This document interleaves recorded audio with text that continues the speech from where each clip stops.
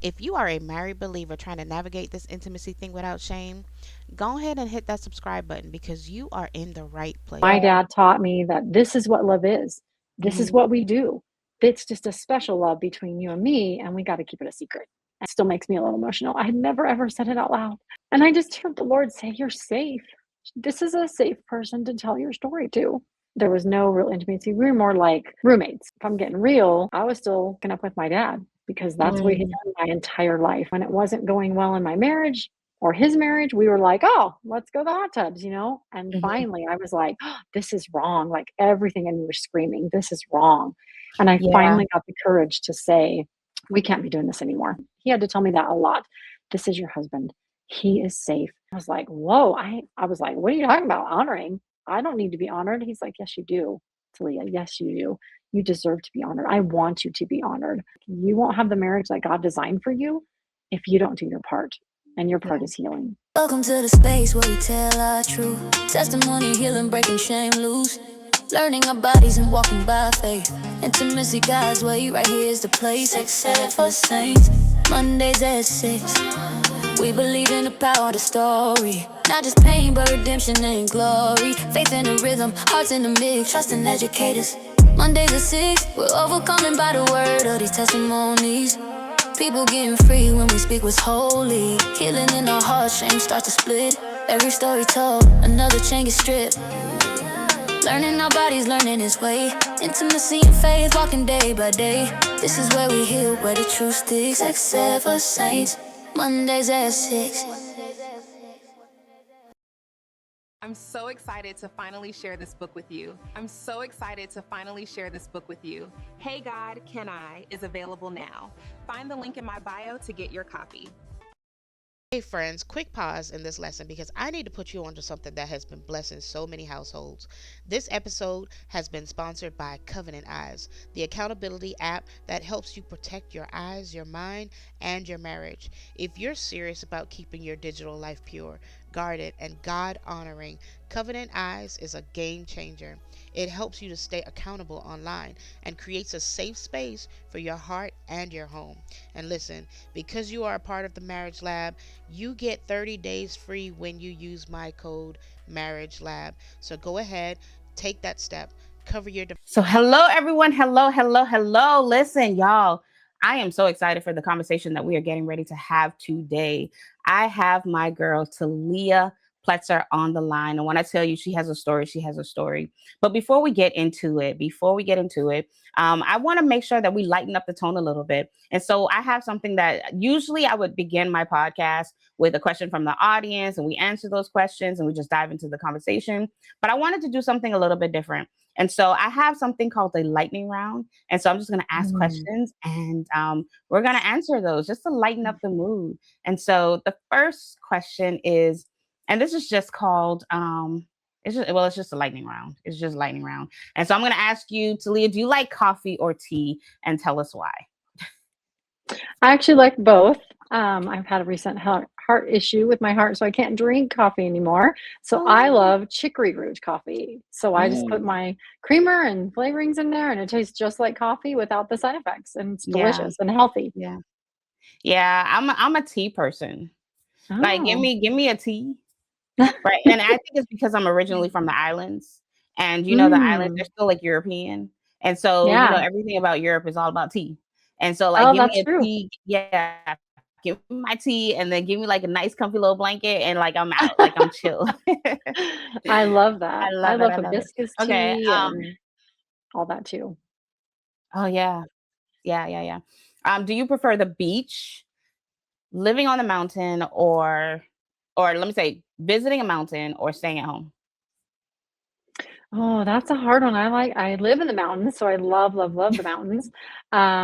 And I also love the beach, but I don't live anywhere near the beach. So I do love both.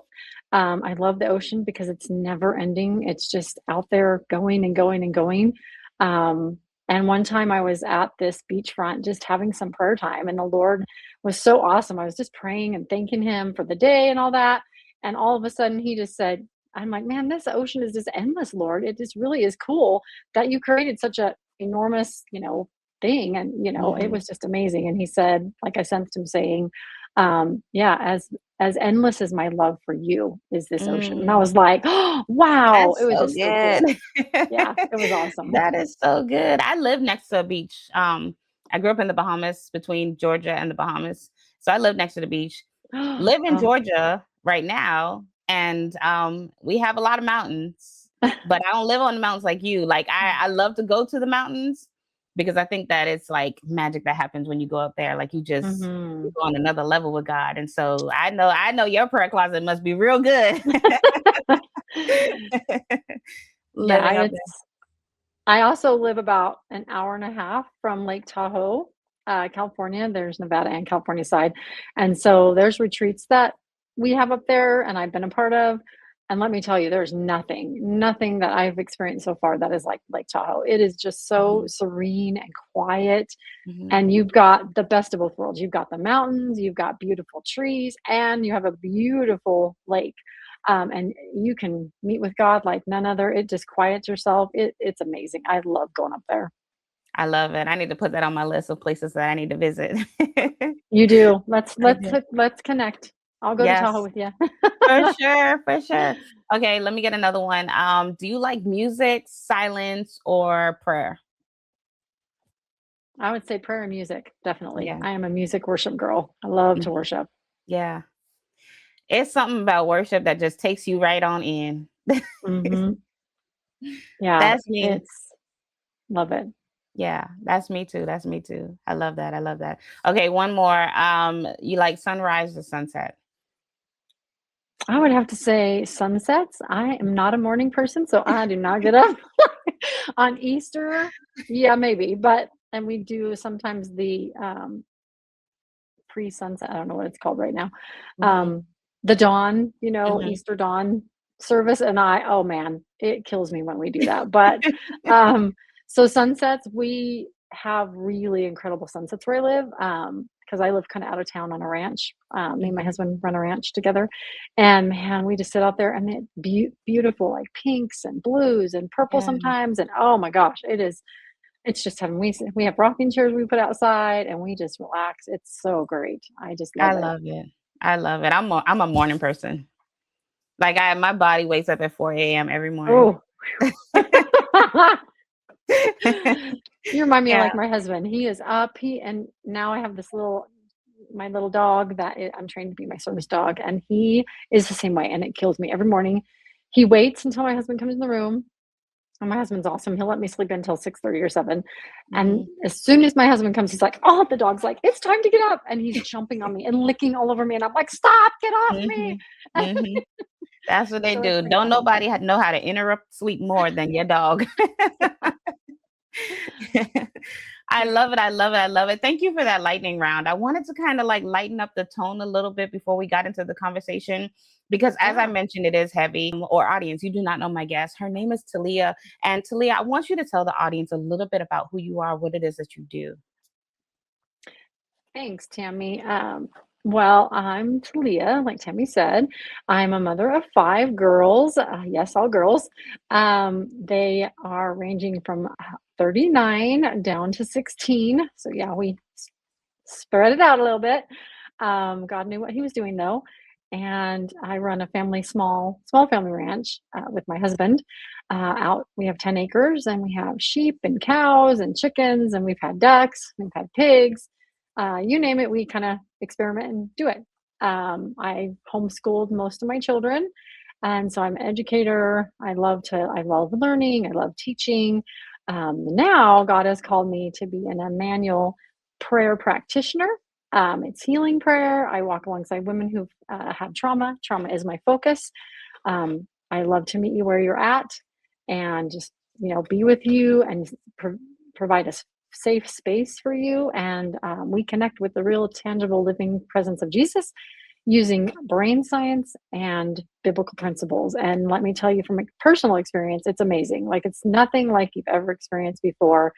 And it is how I got my main healing a few years ago, actually through COVID. Mhm. So Yeah. that's me. I absolutely love that. And we're going to get a little bit into that a little bit later because, when I heard of Emmanuel Healing, I've never heard of it before, but God with us and how to Mhm. correlate the two, like I'm intrigued. So I want to know more. But well, there's a reason why you're doing what you're doing. And so I kind of want to tap into that. I want to hear a little bit about your upbringing, your growing up. So tell us a little bit about what shaped your childhood. Yeah, I grew up with, like, 4 stepmothers, and my biological mom abandoned me as a baby, young child. And so my dad was a single dad for quite a while. My grandparents kind of helped until he got out of the military. And then grew up with him, and then he got remarried, and he just didn't like to be alone. So Yeah. when one relationship wouldn't work out, he'd go to the next, go to the next. And in the midst of all this chaos, he was sexually abusing me. So there Mm, were lots of fights, lots of drugs involved. We hid. Our home was very chaotic. I did not know about peace. I couldn't quiet myself growing up. Even being a mom, my nervous system, I had no idea what your nervous system was, the vagal mhm. response. I've just learned about this in the last 5 years, honestly. I had Yeah. no idea. I always felt inside that like something's wrong with me. I always do. I'm just different. Like, what is wrong with me? And I Yeah. took on the guilt and the shame of my abuse. And I took it on as like I was doing it. I actually Yeah. thought I was a willing participant for years and years because it went on for so long. And my Yeah. dad taught me that this is what love is. This is Mhm. what we do. It's just a special love between you and me, and we got to keep it a secret. And not Yeah, only yeah. was that going on, some other men in my family also started to abuse me. So every Mm, man in my family that was supposed to protect me and honor me did the opposite. And yeah. so when it comes to talking about like marriage and intimacy in marriage, it was hard. It was so difficult. Everything triggered me. You had Larissa on a week or so ago. I just listened to it and she was dead on. I resonated so much Mhm. with what she said.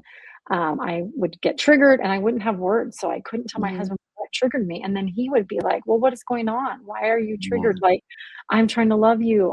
I don't get it. And then he'd get upset because he felt like I was rejecting him.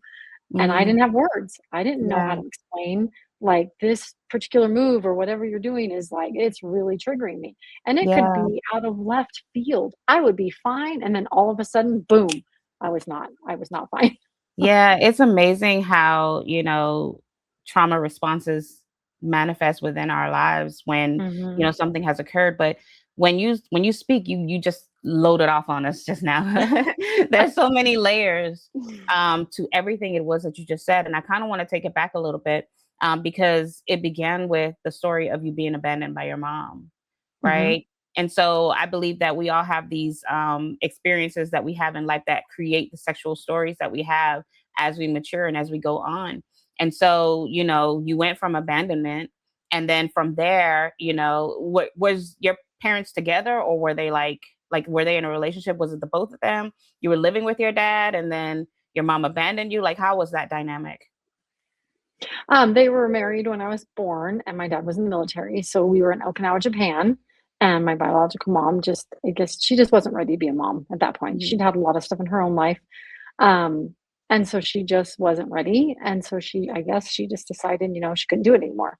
And my Yeah. dad was pretty tough on her from what I've heard. I wasn't really aware, so Hmm. just family telling me stories that she just couldn't hang. So I really didn't know my biological mom. Hmm. My first stepmom was my mom growing up, and they Hmm. had a very volatile marriage. Um, I mean, it was extreme. There Mm. was drugs in And and about how out. old were you during that time?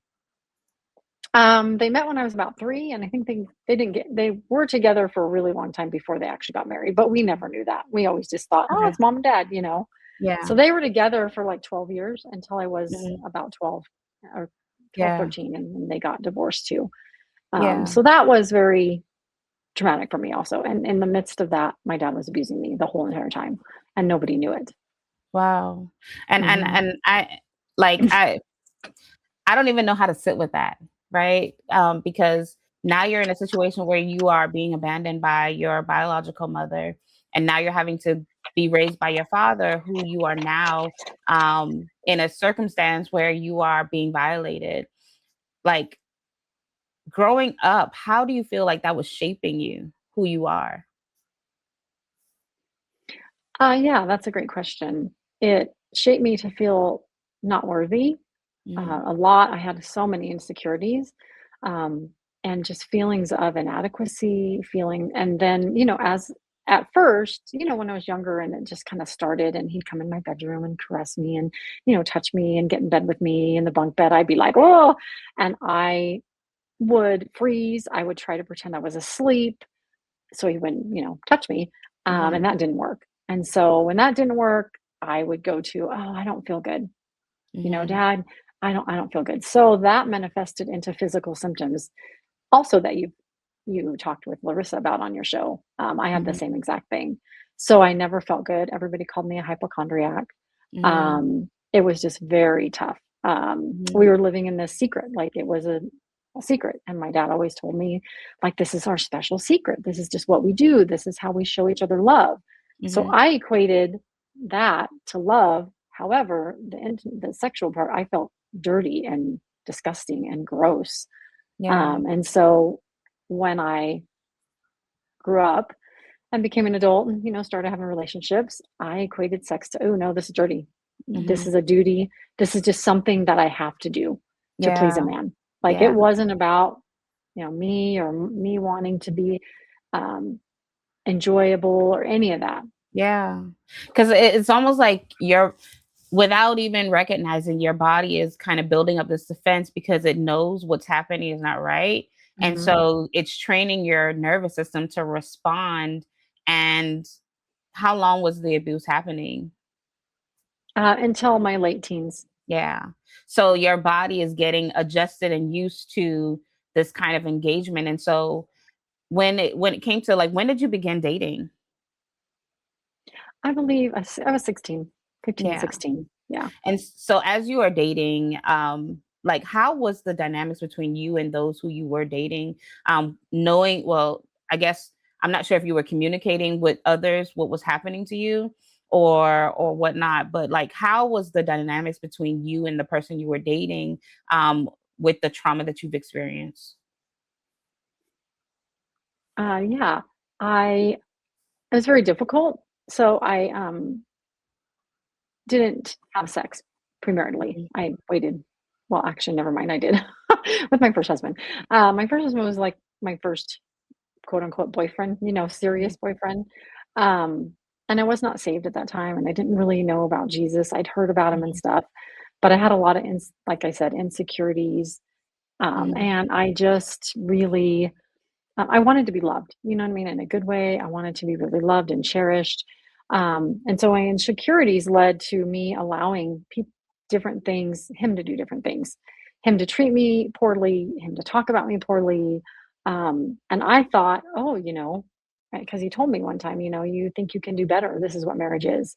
mhm, And so I was like, "Oh, wow." And then because I had grown up with such volatile marriages between my dad mhm. and his partners, I really thought, "Oh, okay, I guess this is the best I can do, and this is where I'm at."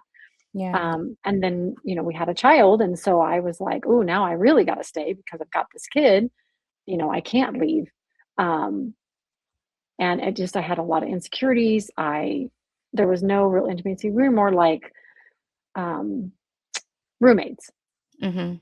Not not intimate at all, really not, connected, not one, and Yeah. I didn't even know anything about that.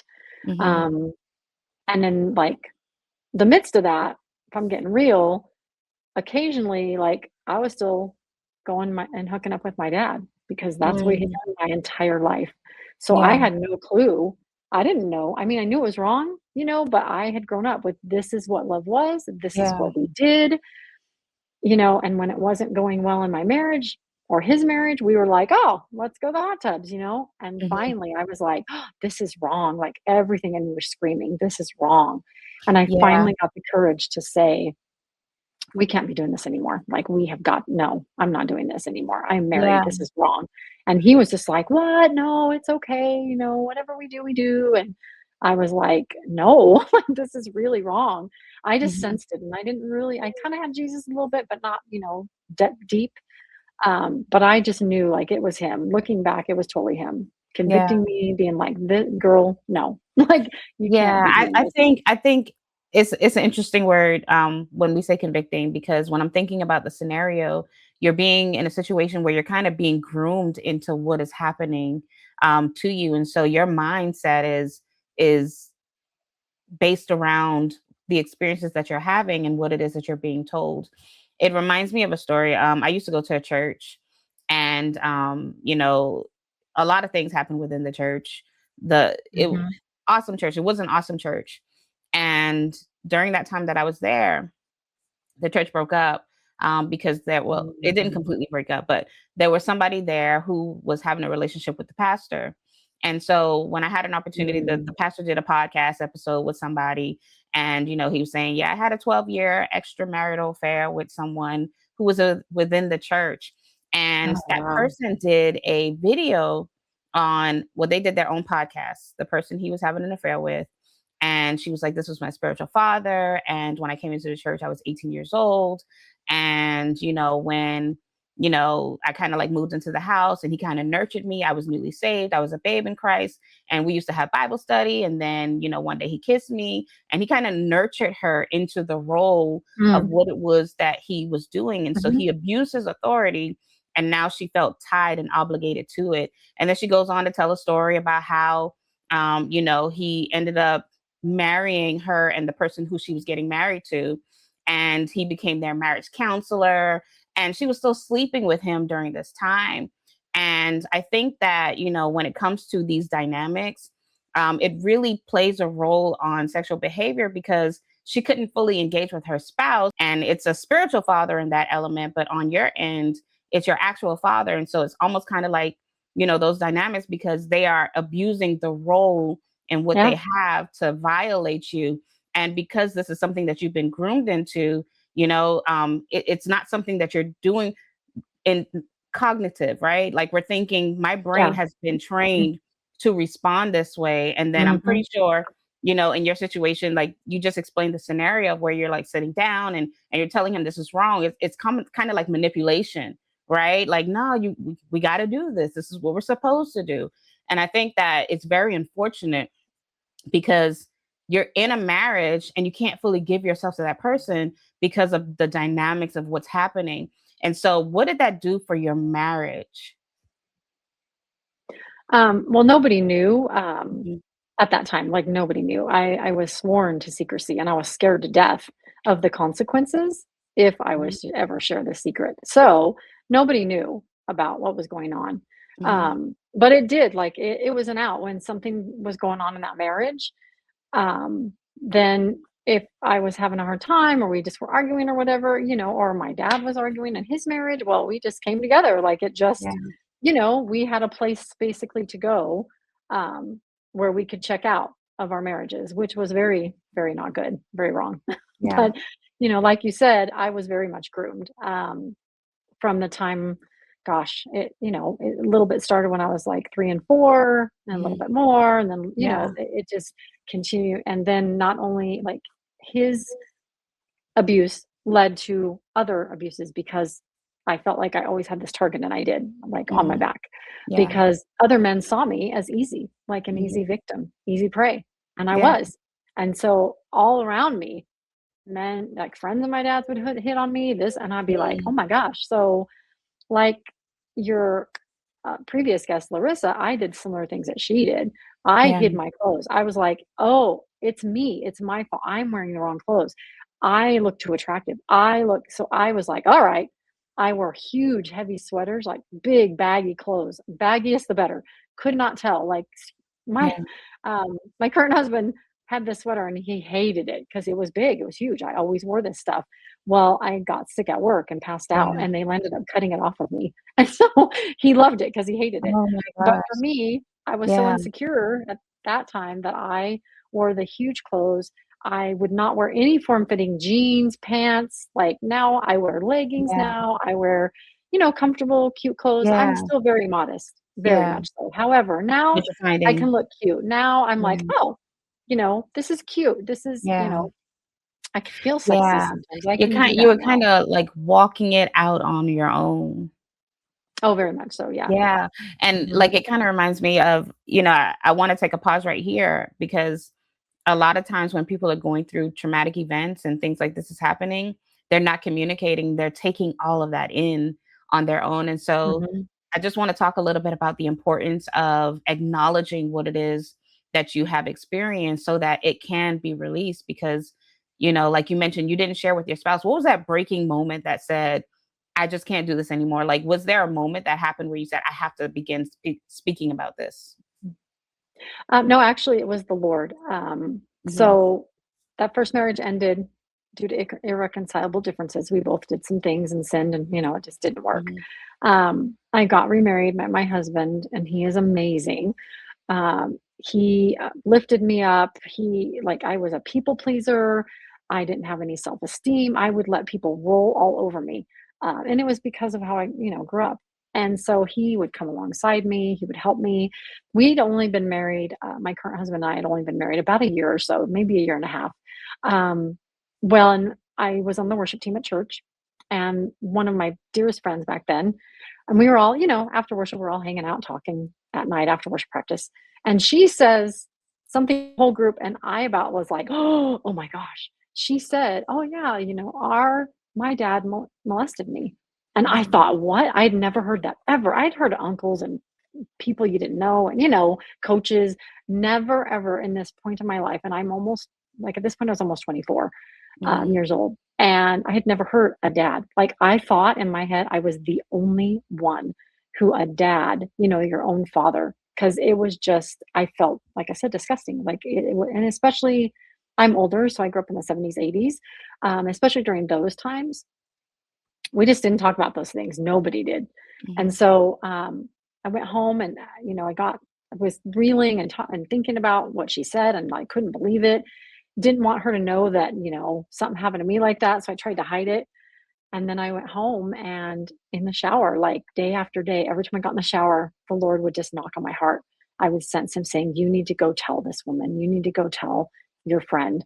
And I was like, mhm. "No, are you crazy? I can't. There's no way I'm telling anybody," because I was threatened within an inch of my life. Yeah. I had been threatened by my dad um, all growing up with different scenarios depending on the severity, Mhm, and the older I got, the threats got deeper and more mhm. severe. So I was terrified. That's a good word, terrified, that if I said anything, I was going to be dead. I was like, "Mm-mm, nope." So the Lord just kept saying, "No, go to this person, go to," um, and for privacy reasons, I'm going to keep her name private. Right. But I was like, he was just kept knocking on my heart like every time. And finally I was like, "Okay, God, okay." And I finally called her and I said, "Hey, um, I'm supposed to talk to you about something. Can I come over? It's, pretty serious. Can we talk alone?" Because she had a lot of kids and I had kids. And so they go, Mhm. "Yeah." She's like, "We'll just, get together." So amazing. God is so good. He was just with me through all of this. Yeah. He orchestrated it to where she knew, like she already knew. God was already talking to her also saying, "Taleah's going to come to you and she's going to tell you a similar story to yours." And she's like, "All right." So she was prepared.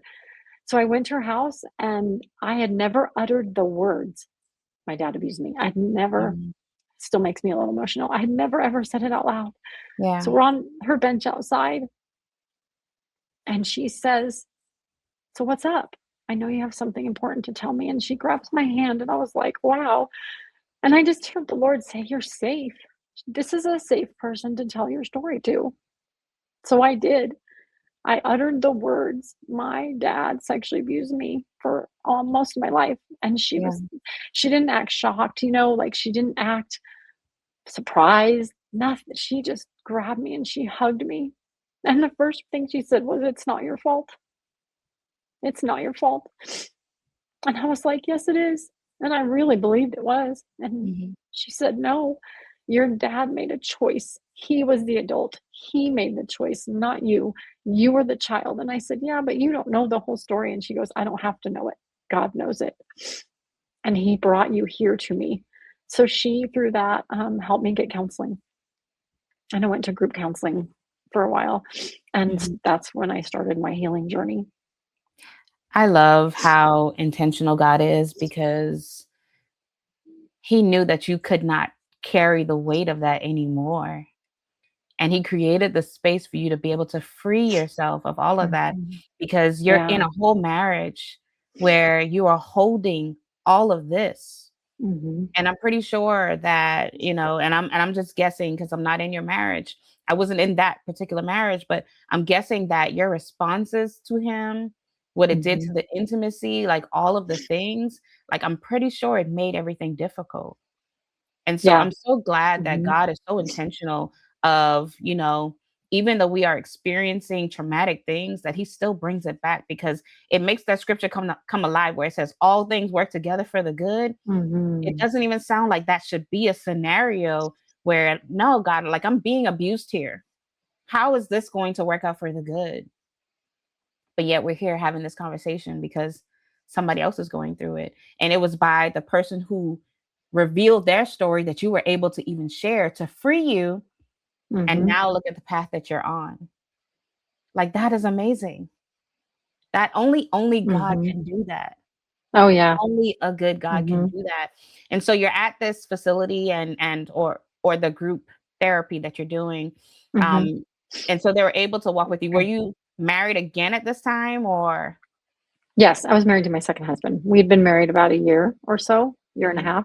Um, and at first, I was the enemy and myself had conversations. I always had conversations with myself in my head because I couldn't trust anybody else. So, I talked to myself all the time. yeah, And yeah, so I told myself, like, and the enemy was like, if you tell him the truth that your dad, like, he just made me feel disgusting. He was like, if mhm, you tell him the truth, he's going to divorce you. And I mm, was like, oh my gosh, like, no. And so I told him it was another relative, which it was. I mean, that happened too. But I told him mhm, I was going to counseling, not for my dad, because I just didn't know how to even broach the subject. Like, I yeah, didn't even know how to share this with him. mhm, Um, and then I did. Then I brought that same friend to the house and she sat with me and we told him and he was like, wow. And he just couldn't believe it. He was dumbfounded. He was just in such shock. And then he just hugged me, and I mean, I was bawling, bawling, telling him. And he just hugged me and loved me and told me, "I am so sorry, babe. I'm so, so sorry. And I'm so glad you're going to counseling."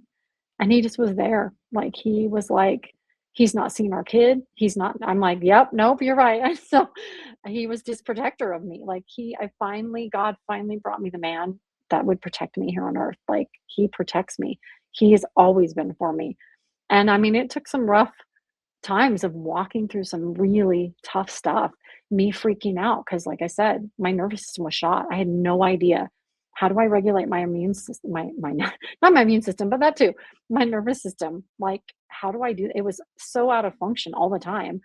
So I would freak out. I would have these freakouts, and my husband was my calm. He would be like, "Hey, hey, hey," even if I could be screaming at him, and he would be like, "Yo, yo, no, no, no, no," like, and he'd grab me and hug me, and to get me to slow down and just calm, and I'd be like, "But no," and I'm screaming at him and trying to hit him, and he's like, "Nope," and he would just pull me in and hug me, yeah, and he just, really, God sent him to me. Like, I yeah. just know that.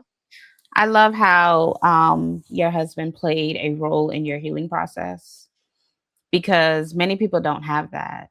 Mhm. And a lot of people don't understand that, and you went through a lot of trauma. And so sometimes I hear like, why won't they tell their spouse? Like, how do you stay in a marriage and hold this? It's because when somebody has been abused, especially in the Mhm. under the circumstances of what happened to you, something similar, you need a safe space in order to do that.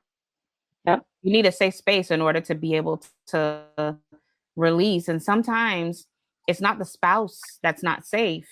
And I'm saying that publicly because I need people to understand that, just because you're not communicating with the spouse doesn't mean that your spouse is unsafe. Sometimes it's the scenarios you're creating in your head, in the circumstances of like what you Mhm. did. Like, you created the scenarios that told yourself he wasn't a safe space. And so, I think it's important to let people know that, so that they can understand that, not everybody is Mhm. going to tell right away, but it's important that you have somebody who's going to be able to walk that process out with you. And so I'm thinking about, with me and my spouse, there were moments because I didn't recognize that some of the trauma that I experienced was, going to manifest within the marriage. And so like we Mhm. would be in the middle of engaging and I would just bawl out crying if he touched me wrong. And I didn't even know why I was crying. I didn't Yeah. know that it was attached to, Mhm. okay, you got to deal with this. You got to take Yeah. it back. Mhm. Yeah. So Yeah, I now get let's that. walk through that. Yeah, let's walk through that. Like, Mhm. how was that process for you and him, and help people understand how, their spouses can play a role in helping them with that process. So, yeah, when you say, I didn't think I had a safe space, that's exactly it. Even though he was, like you're saying, like, I didn't think that because I had never had a safe man ever growing up in my life, ever. Like, I didn't have a safe man to go to. And so, it affected the way I responded, like, because especially, and I still struggle with this, like, it's still a little bit hard for me. Um, but I'm getting better and I have to just talk to myself like, you're okay, it's all right. I tell you, it might sound crazy, but it really helps. Like, I talk to myself. So we'd be in bed, like, he'd start caressing me, or if like I went to bed first and then he comes to bed and I'm already asleep, that no, like, I don't do that well because that's what my dad did. So I'm like, nope. And I didn't have words, like you said. So he'd start touching me and, want to be intimate. And I would be like, whoa. And I'd wake up and be like, no, oh my, ah. And I'd panic. I'd like freak out because it was true. I was triggered, but I didn't have those words um, at that time. So he would be like, what happened? What just happened? Like, he had no idea. He's like, wait a minute here. And I would say, oh my gosh, I'm so sorry, honey. That triggers me. And so being able to have that open conversation with your spouse, significant other is really, really important. And getting support. And I love how you said with your last guest, Larissa, owning it. You have to take responsibility for our own healing. I had to do it. No one else can walk the walk for you. Yes, this person did this to you, or persons in my case, but we unfortunately, that's just where you're at. We have to walk it out. If you want the healing, you got to grab it, you got to own it. And it takes work. It's not easy. It took me, I mean, I've been doing this for years and I got a little bit at a time, little bit here and there, a little more. But then God just knew when I needed it and how I needed it. And he totally opened the right doors at the right time. So I would encourage y'all, like, talk to your spouse. If you haven't told your spouse yet, go tell a friend that you trust. Make sure they're trustable and trustworthy. I'm going to say that. Um, in my book, I talk about that too. You need a trustworthy person. If your girlfriend is can't wait to share the tea and the gossip with you, that's not your safe person. If your friend that you're thinking about telling your story to can't wait to tell you about other people's tea and gossip, no, that's Yeah. not your person either. Yeah. You need to find someone that is safe, truly safe, whether that's a counselor, a friend, a coworker, a coworker, somebody at church, doesn't matter. Make sure because you've got to trust that. And if you Mhm. tell the wrong person and it gets out and then they start gossiping, it'll just derail it'll derail your progress. Yeah. So I don't want to see women do that either. Yeah. So yeah, going back to that, we had to walk through a lot of that. Like, and Mhm. certain touches he does, certain things like grabbing my hands, my wrists, like, Mhm. no, like, I still struggle with that. Like, it's a big Mhm. no-no. Yeah. Because I was held down. I was held down and raped and hurt. Like, so Yeah. that's a big, like, I don't go for that. Like, straddling me, being on top of me like that, kind of holding my legs. Nope, don't do that Yeah. either. So you have Yeah. to start learning your own triggers Yeah. and getting words to tell your spouse in those moments. Trigger is a great word. I never had that word. Like, I had no idea. I'm so glad we are where we are today now with all these words, and we have words and people have given us words now, Yeah. because I mean, I really like it. I think it's been a little bit overused, but it is a good word. And now, women, I want to encourage you to, with your spouse, be like, hey, wait, whoa, and be able to just get words. If you have to say, hey, Mhm. I need a minute, just Mhm. can you give me a minute? Yeah. It's not you, and making sure to say, like, it's not you. I'm so sorry. Yeah. This is just something, like, because my husband felt like it was him. My husband was like, Mm. what the heck? Like, I didn't 'Cause even he do anything. didn't Like, wait a know. minute. Yeah. He didn't No. So know.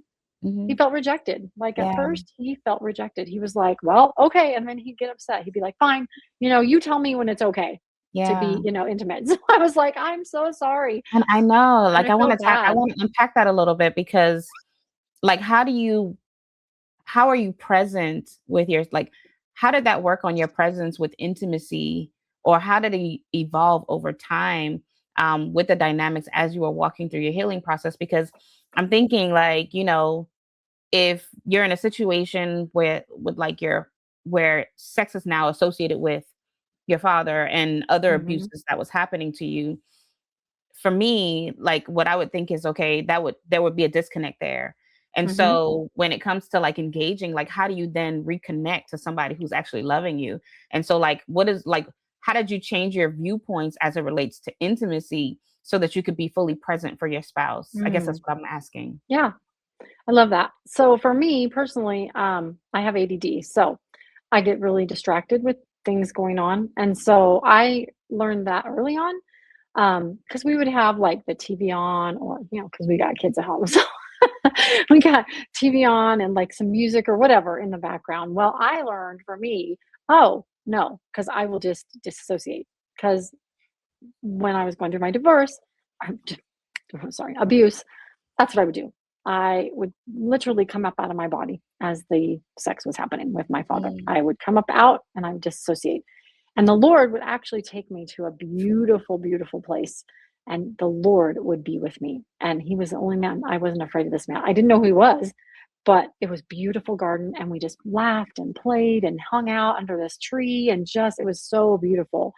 And so I learned, oh, and so I would dissociate. So wanting to be present, my husband was like, "Hey, be present, kiss me." Like, what's he would notice. He would notice like I was out, I was gone, disassociate, and he'd like look at me, bring me back, and he'd say, "Oh, where'd you go? Like, what's going on?" I go, "Oh, I'm so sorry. I don't." And at first, I didn't know. At first, it took me a long time to recognize, "Oh, that's what this is. I'm checking out. Like, I'm going over here," because that's what I had to do to survive, honestly, for most of my life. So it was a long, very long, slow process, but it was a communicating. And now, like, we have to turn off the TV. I cannot have distraction.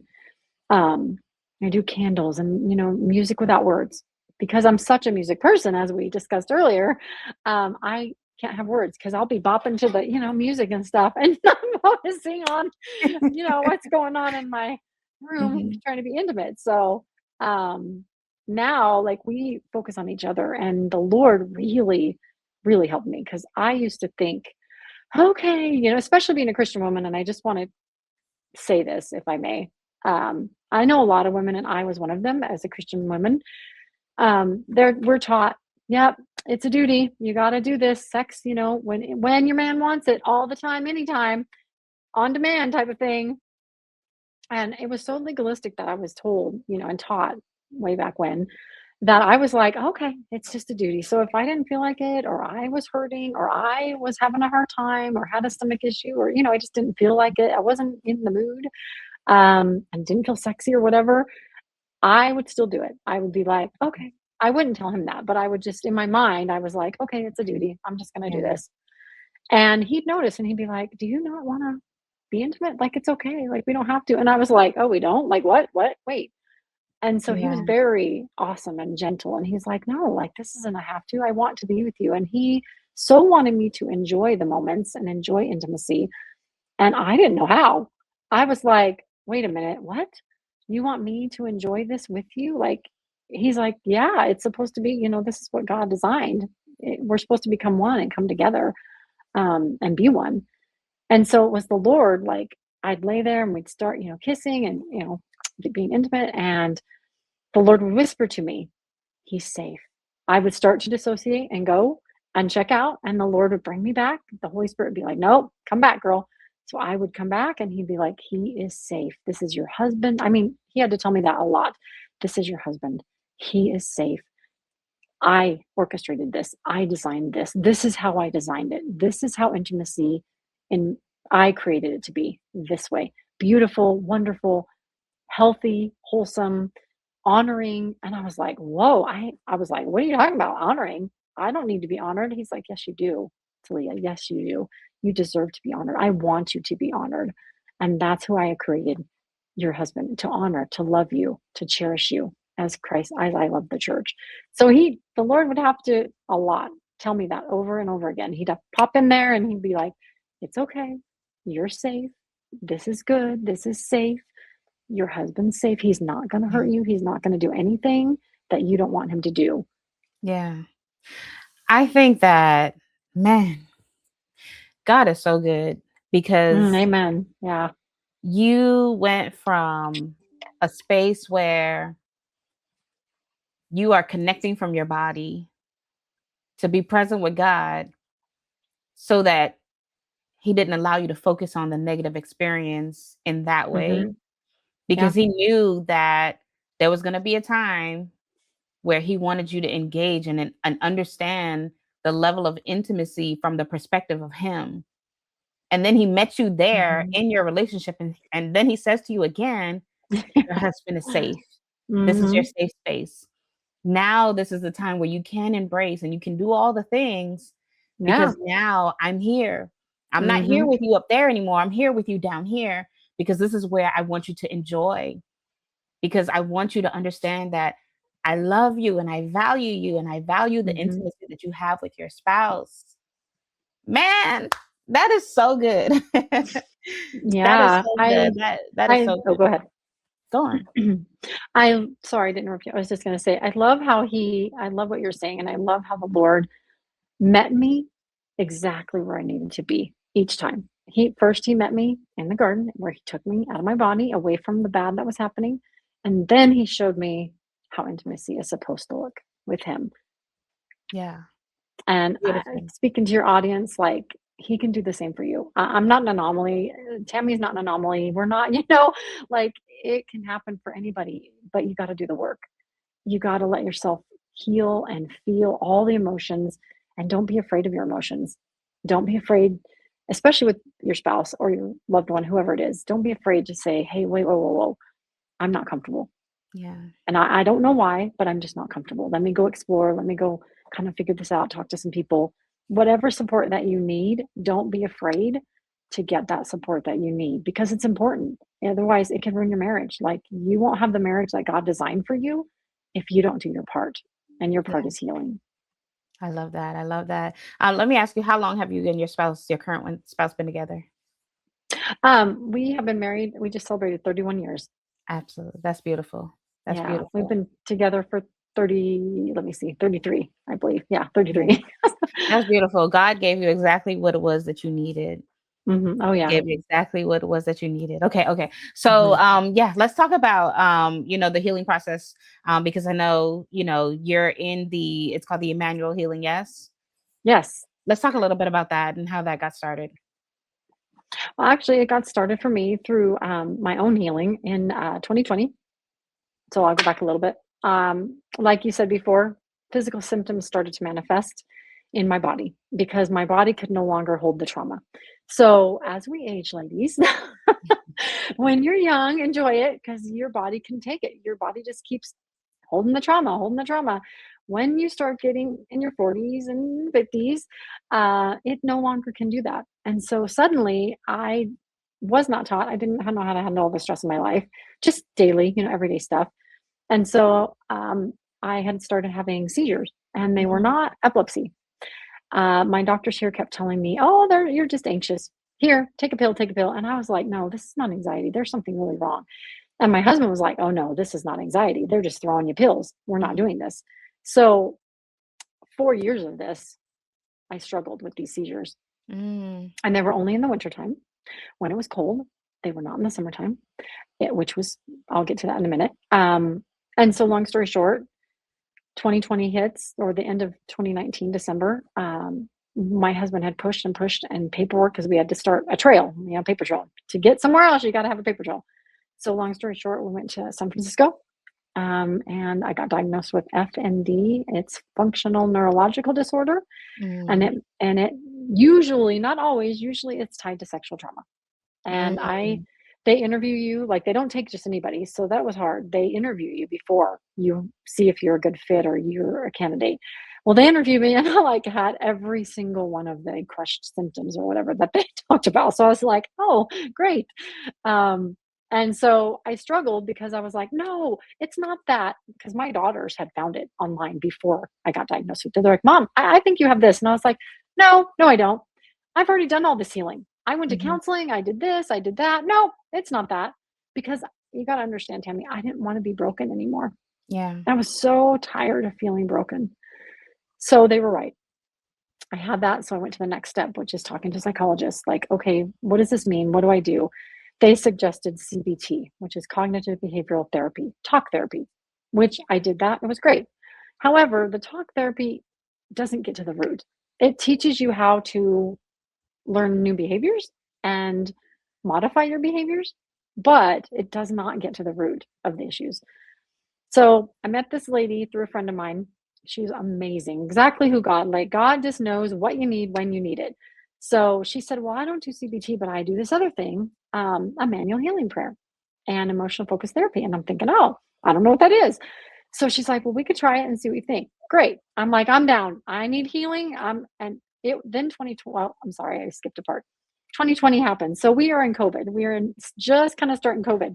And the Lord says, yes, you're not going anywhere. You're staying home and you are getting healing. And I was like, oh, wow. Like everything started shutting down. Nothing was open. And he's like, here you go. You are going to Mm-hmm. be at home and you're going to get some healing. And I was like, well, okay. So it was through that. And that's what she did, Immanuel Healing with me. And Mm-hmm. it's using brain science, pardon me, and biblical principles Mm-hmm. together. Um, and we use, trying to put it in the right words here, appreciation and gratitude Mm-hmm. also with it. And you tie that together. And basically, I'm in the back seat and you and Jesus get to meet together. Mm-hmm. So I introduce you with Jesus, the real tangible living presence of Immanuel, God with us. Because even if you didn't know he was there or know him when these bad things were happening to you or to me in my case, he was there. So you go back and he takes you back to those places and he shows you where he was in that scene. So whatever the scene was, just like, so he showed me that the garden that I went to, because I never knew this man. I always saw this man and he was in white and I was never afraid of him, but I didn't know it was Jesus because I didn't have a relationship yet. So then through Emmanuel, he's like, oh, that was me. Took me back to the garden. That was me. I rescued you. So even though this bad thing was happening physically and mentally to you down here, I took you away from it so that you would be whole and you would be okay. Like your brain would be okay. Mentally, I would be okay. So basically, like he saved me in those times. So I did like 2 years of Emmanuel Healing with her. And I all of a sudden was like, oh my gosh, like I want women to get healing. Like I want to help women. Like I don't want them to be in their 50s or late 40s and wait to get healing. Like because you can have it now. And it's Emmanuel prayer is not just for healing. It's just to meet with Jesus and really connect with him. And I love how you and Larissa were having the conversation. Larissa was having the conversation about being a Christian and just praying and prayer being enough. Well, I agree with you all. It wasn't enough for me.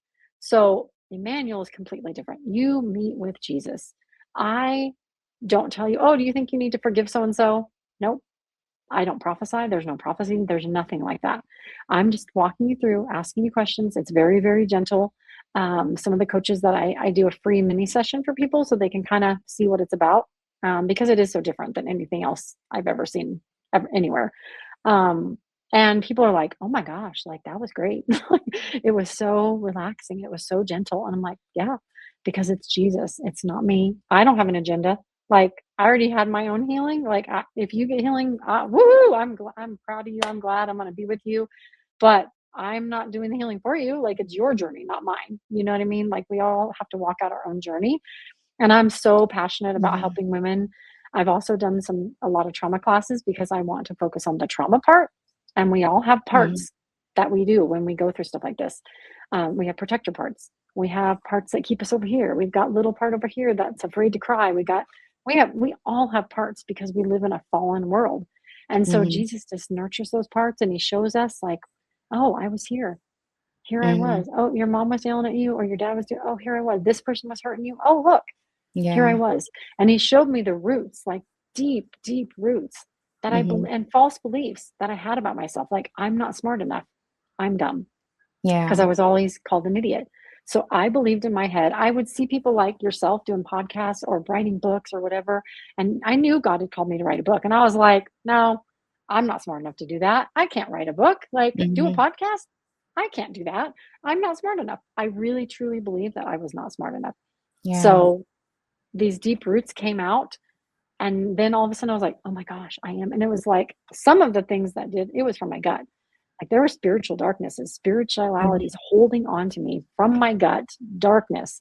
And it suddenly just came from my gut and boom, Yeah. completely gone. Like, Yeah. and I want to help women do that. I want to help them heal. I want to help them right where they are. I want to be a safe space, however that looks for them. Mhm. I want to be that for someone else, like the counselor was for me. It I was love life what it is changing. you're doing. I absolutely love what you're doing because, Emmanuel is just God with us, right? And when you Yeah. have Jesus, you actually have everything Hmm. because he is the source of everything. I don't believe that people can be healed without Jesus. Like period point blank. Like you could go Yeah. through whatever healing you go through Hmm. and you can read as many books as you want to read and you can do all the things that you want to do. But if you ain't got God, if you're not spending time being intimate with Jesus, you're not Yeah. really healed. Hmm. What you are going through is false perception. You think you're healed, but you're not. Because when you look at your lifestyle, it's not reflective of healing. It reflects, I'm still trying to find my healing in other things. And what you're really teaching people is to go to the source, right? Don't Yeah. go to the sound Hmm. bars and things like that. No, go to the source of Jesus. Hmm. Because when you do that, you find everything it is that you need. And I think that's powerful. And I think that's what you're doing is really good. So I love that. I love that. But Thank you. Leah, we could be Yeah. here all day long. We could be here all day long talking about this. I want you to, walk somebody, who's going through something like what you have experienced. And what would you say to them right now to encourage them to get to a space where they can reach their healing? Yeah. So if you're listening to this and you've gone through similar experiences as Tammy and I have, I just want to tell you that it is not your fault. And you are not alone, no matter what the enemy tells you. You're not alone. And reach out to someone, reach out to anyone. There are so many resources now. But like Tammy said, Jesus is the true healing. I did a lot of things. I read books, like she said, trying to heal myself, trying to do this, trying to be a better mom and not flip out. I did all the things. I prayed. Oh man, I prayed and prayed and prayed. And praying alone, it did not heal the deep, dark depths of what happened to me because trauma's deep and it changes you and it changes your thought patterns and it changes your thought processes. And you have to make new neural pathways when you're abused like we have been. The neural pathways disconnect and you have to create new ones. And Jesus is the best one to do that because he created you. I want to see you for you become your true self. Tammy's talked about it in her podcast about being your false self, putting on a mask, putting on a persona. I don't want that for you. And Jesus doesn't want that for you. He created you for connection, not rejection. So reach out to me. I'm on Facebook, Restored and Redeemed, Taleah Pletzer. Email hearthealing123@gmail.com. And I just want to thank you again for having me on today, Tammy. It was awesome. I look forward to other conversations. Absolutely. I love that. I love that. So y'all, I want y'all to make sure that you are reaching out to her. You mentioned the book that you had written. What was that book? Real quick. It's not out yet. Okay. I'm in process. It's Okay. my memoir. So it is going to be done this year. I don't have a date quite yet. Okay. Okay. God is morphing it. It was a story about the trauma and all that, and he has totally, completely turned it around to a story of healing. So Yeah. I'm Yeah. excited to share. I'm going to be doing some little group of manuals in there for people, teaching them how to ask for help, how to tell Mhm. somebody, like we talked about, and then how to even confront their abuser. And then how to get the healing that they need. I love it. I love it. I love that you are doing the work. Y'all, you see, the work is continuous. It's continuous. Mhm. And when you get to that Yeah. phase, God is going to have you do more things because the goal is to go out and help other people, disciple them, and Mhm. bring them all back to Him. Okay. Oh, yeah. So Woo! thank you. Thank you, Taleah. This has been an Mm. amazing conversation. I am so glad that I've had you on today. You are truly a testament of you can get through anything. God is with you through Amen. everything. And so I absolutely love that. Y'all, if you have been tuning in, don't forget to like, subscribe, and share and listen. Healing is your portion. God does not want you to suffer in silence. He does not want you Mhm. to remain isolated and alone. He wants to free you of everything that you've experienced that is not of Him. He wants to free you of the Mhm. pain and the shame and the guilt and everything it is that you have been attached to in regards to your healing. He wants you to be healed. He wants you to be whole. And you can only find that in Jesus. I don't care what Yep. nobody say, not just a Mhm. counselor. You need Jesus and therapy, right? Yep. And so I Amen. want you Yeah. to understand that you can find whatever you need in God. Okay. And He, in this day and age that we live in, He is literally giving you the resources and the people to connect with and the tools that you need so that you can get to a place of healing. And so if you stay there, it's because you want to be there. But God doesn't want you to stay there. He wants you to come out. And so find Mhm. your safe space, find your safe person, find your environment, find somebody to share your story with, because you have to be your whole self when you're in your relationship. He wants all of you. He wants intimacy with you so that you can have intimacy with the Father. And so make sure that you tap in. We are going to put all of your links down at the bottom of the comments so that everybody will be able to have an opportunity to connect with you. But I want to thank you again, Taleah, for joining the Sex Ed for Saints podcast. And so thank you again. Thank you again. And so with that, we're going to say bye. I thank you so much. It's been an honor and pleasure. All right. All right. All right. That was beautiful. Hey, y'all. Thank you so much for listening to today's episode. Now, friends, if this conversation blessed you, do me a favor. Take a moment to like, leave a review, and subscribe wherever you listen to your podcast, because you already know we need more faith filled, real conversations like this in the world. And listen, I know you heard a gem today, something that made you pause, something that made you think, something that made you say, woo, this was for me. But friend, it might not be just for you. So go ahead and share this episode with someone who needs to hear it. Send it to a friend, a spouse, a sister in Christ, somebody who's been feeling stuck or silent in this area.